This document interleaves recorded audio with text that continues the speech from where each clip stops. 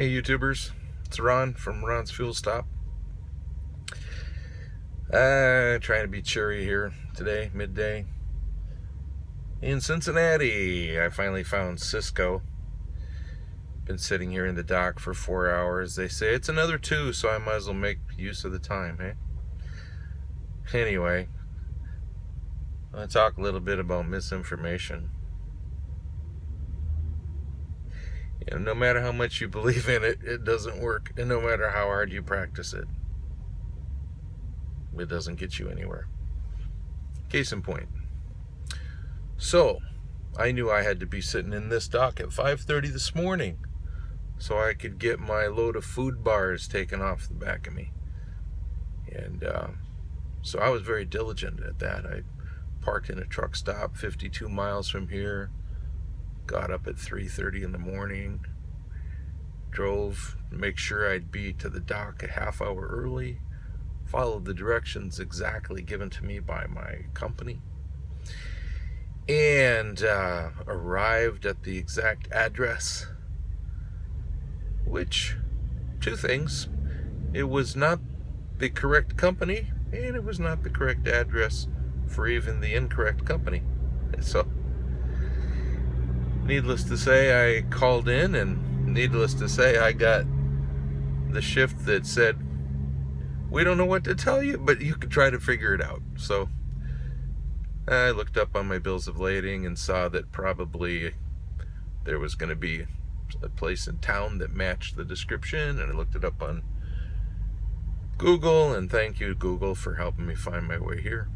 And thank you, Mr. Cop, for helping me get turned around when I went down a street that turned into a detour and made no possibility for trucks to get through.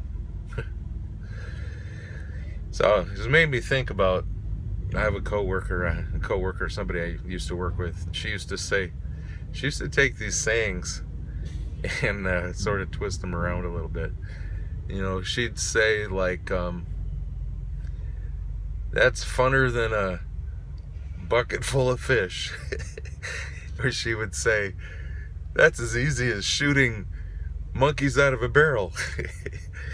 The sayings, even if they're put properly, I think it's something like, that's as easy as catching fish out of a bucket, or that's more fun than a barrel full of monkeys.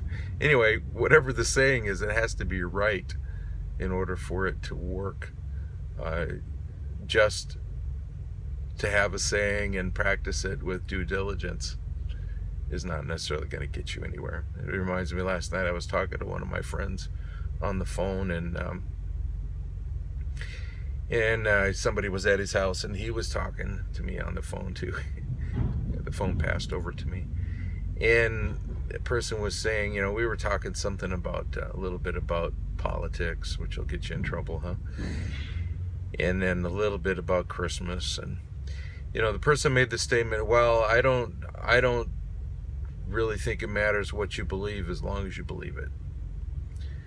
And boy, that had to make me think, because here this morning I believed with absolute and practiced with absolute diligence that I was going to end up here at the right place at the right time, and in actuality I ended up at the wrong place at the right time, and then at the right place at the wrong time.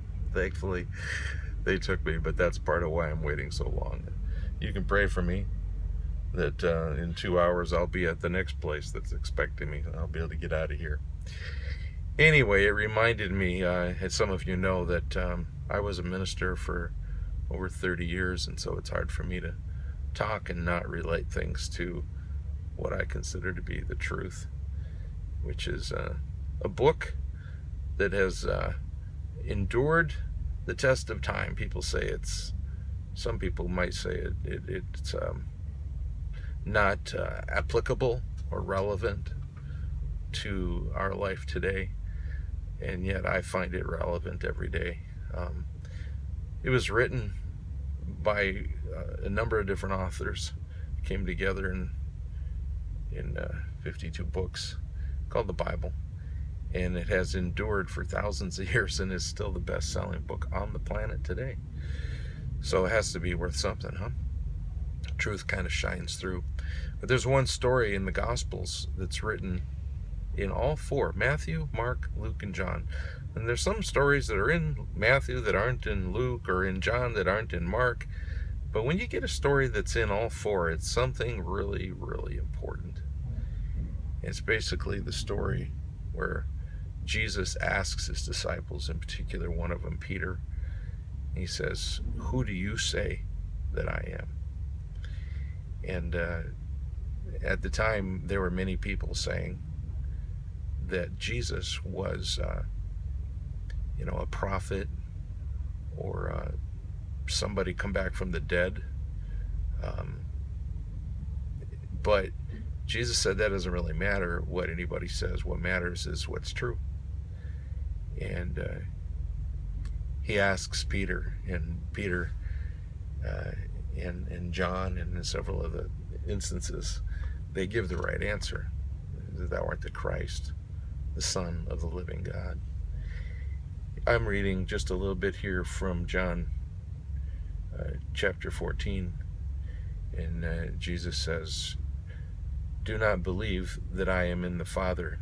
Do you not believe that I am in the Father, and the Father in me? The words that I say to you, I do not speak on my own authority, but the Father who dwells in me does his works. Believe me that I'm in the Father, and the Father is in me, or else believe on the account of the works themselves." And he says, "Whoever believes in me will also do great works, even greater works than these, because I go to the Father." And every day that I'm out here, I encounter things that are less than exciting. Frustrating, I would say, is what they are, at least. And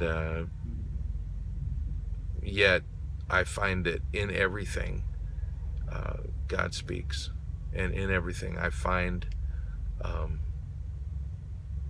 that more important things than me getting a load and picking it up and delivering it on time and getting paid the full amount, the more important things than that, the process of what's going on in me, seeing God at work everywhere, that's probably more important. Anyway, rambling a little bit this morning, but hopefully some fuel for thought. And I feel my truck shaking, so that means that there's a good chance that they're going to be almost done with me. I don't know why I look so white right now. Focus is all weird. Anyway, you guys have a good day, and I'll see you soon again on Ron's Fuel Stop.